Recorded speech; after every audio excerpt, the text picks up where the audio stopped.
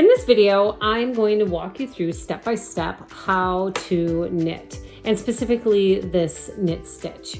There are so many different types of stitches that you can make, but today we're just going to focus on the basic knit stitch. It's quite simple, but just like anything, it takes practice. And so I want to give you permission to practice.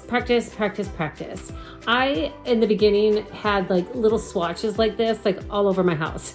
I taught my kids how to knit, and we were practicing with all different types of yarn, different types of textures and thickness. And so we'd like to practice, but we would just, practice by making a little swatch like this, and then we'd move on to another color or another stitch or whatnot. Sometimes, using different needle sizes, you get a different look to it as well. But there's time for that. Right now, I just want you to give yourself permission to practice, okay? So the other thing I want to give you permission to do is start all over. I know in the beginning it was so devastating, or I would just beat myself up if I started a project and I wanted to start over. I messed it up, or it was, couldn't be fixed, or I didn't know how to fix it and I had to start over. Guess what? It's not a big deal. Give yourself the permission to start over, to redo, to try different things, and just to practice this as much as possible. Many projects you will find yourself pulling apart and starting all over, and that is totally, totally fine. So let's start over. Here we go. Okay, so you have your needles and you have your yarn. For right now, that is really all you need. Okay, first things first. I always like to put my working yarn on my right side. I am right-handed. That might be different if you are left-handed, and depending on which will be your working needle. We'll get to that in a second. First is you need to create a slip knot. And most projects, you're going to need to start with a slip knot. Even if it's crocheting or knitting, you start with a slip knot to get your first stitch onto your needle. So you need to know how to do a slip knot. Here's as simple as it gets. You're going to make a loop, or we could also say a little fish. You see the fish? Okay. Once you have your little fish, you're going to put your two pincher fingers into the body of the fish, and you're going to reach through and grab one tail. Now, before you pull, you're going to hold down both tails and then pull. And there you have a slip knot. Let's do it again. So here we are. We have your fish, little fishy, or your loop if you don't want to be silly. You have your loop. You're going to put your two pincher fingers in the body of the loop or the fish. You're going to hold down the two tails, but you're going to grab one and pull. Okay? There's a slip knot. Yay! First thing, check, you did it. Now you're going to grab one of your needles and you're going to put that slip knot right onto your needle. And so this is basically your first stitch. You can pull both sides to tighten it onto your needle. So this is considered your first stitch. Now what we want to do is we want to get as many stitches, however wide your project is, we want to put that many stitches onto your needle. But since we're just practicing, we're just getting familiar with knitting, we're just learning how to knit and practice, let's just say we're going to put on 10 stitches, okay? Now, there are different ways to cast on, so this is not what we call cast on. There are different ways to do it, and I'm going to show you the simplest way. There are multiple ways. Don't overwhelm yourself. Just let's start simple, let's start easy, okay? So the first simple way to cast on is you're just going to create, look, another fish. It's another loop or fish. And you're going to poke the fish and pull. There, now I have 2 stitches.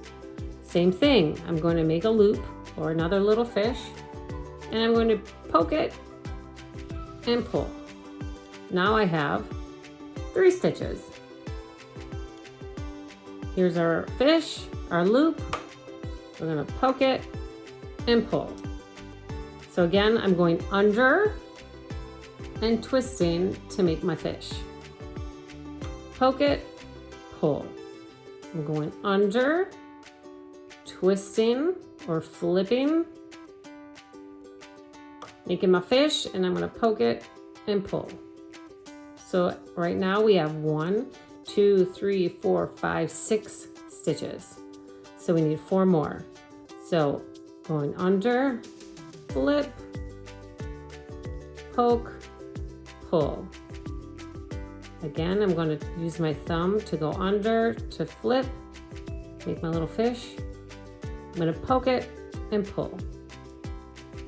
Under, flip, poke, pull. How many do I have? 2, 4, 6, 8, 9. All right, 1 more. Flip it, poke, pull. All right, so you're gonna have this little ridge here and your 10 stitches on the top. And then this is called your tail. So now our objective that we have these 10 stitches, but now our objective is to get all these stitches onto your other needle. And that's really what we're gonna do. We're gonna go back and forth by taking all the stitches, put them on this needle, take all the stitches, put them back on this needle, take all the stitches, put them back on this needle. And we're gonna go back and forth until we watch our project begin to grow. So take your needle that has your stitches on it. I put it in my left hand. Again, I'm right-handed. So this side is gonna be my working side, and this is going to be the side that has the stitches, okay? So again, we're gonna take all these stitches and put them on this needle, 1 by 1. And so you see you have your ridges here, you have your tail. That's just gonna hang down there. We're not gonna touch that till the end. And so now we have our first stitch. What we wanna do is we are going to dig in there so that we're gonna share this loop. We're gonna share this space together. And we're gonna go behind, so make an X. We're gonna go behind your first needle and in the back of that stitch. So here's how I'm holding these, okay? So I'm going to wrap this working yarn around my pinky, and now I'm gonna hold it with the rest of my hand. Okay, let me do that again. So I'm gonna wrap it around my pinky and then hold it with the rest of my hand. And some people hold it differently. Find what's comfortable for you, but that's ultimately is you want to be able to control the yarn coming in and out. You want to be able to control the tension that you have, and so you need you could have 2 fingers wrapped and hold it, or just 1. It's really up to you and what feels most comfortable.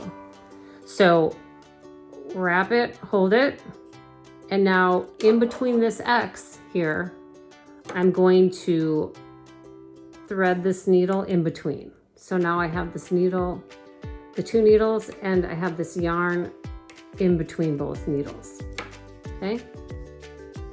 Then I'm going to start to pull out my right needle, but I'm going to scoop that thread or the yarn up into the front. Now I'm in the front of the left needle. And now, because I've created this loop here, I can pop it off the top. That's kind of far apart. Let me move that in a little bit. So ideally, you want to keep these a little close so you're not creating big holes or gaps in your work. Sorry, no, it's let me just pull that loose.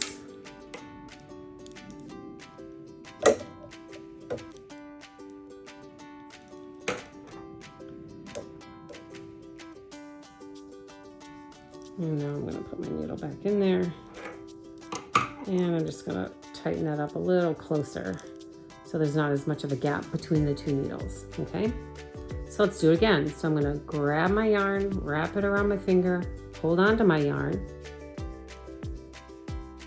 And now I'm going to go behind the needle. There's my X. I'm gonna wrap the yarn in between, and then I'm gonna pull through the front. Now I'm in the front, and then I'm gonna pop it off the top. Now I have 2 stitches over here. I have 8 more to go. So I'm gonna go behind the needle. Here's my X. I'm gonna put the yarn in between the 2, and then I'm going to pull it to the front and pop it off the top. So here's a little saying, a little chant my kids like to say that if it's helpful, it might be helpful to you. So what they say is we go in the back window. So we're gonna go in the back window. We're gonna go around the bend. Then we're gonna go out the front window and we're gonna pop it off the top. Okay, something a little fun to help you remember. So again, we're gonna go in the back window. Okay, we're in the back window. We're gonna go around the bend. Then we're gonna go into the front window and we're gonna pop it off the top. All right, so here we are. We got 5 stitches halfway. Let's do it again. Back window, around the bend, front window, pop it off the top. Back window, around the bend, front window, pop it off the top. So what you might also see and notice is that I'm working toward the front. Like I don't have the stitches all the way down here, but that I'm working toward the top of the needles. And you know, these aluminum needles, they're a little more slippery and slidey for your yarn. You know, there's different types of needles. You might have like these wooden or bamboo needles are nice for beginners because they have a little bit more friction to them and the yarn doesn't slip and slide as easily. If that traction is nice, it feels better for you, you know, you can start with that. But again, I have the yarn toward the top, of the needles, so it's easy to slip them and pop them off the top. So again, I'm gonna go behind the window, in the back window. I'm gonna go around the bend. Then I'm gonna go into the front window and pop it off the top. We're gonna go in the back window. We're gonna go around the bend. We're gonna go into the front window, and then we're gonna pop it off the top. And one more. Back window, around the bend, front window, pop it off the top. All right, there we did it.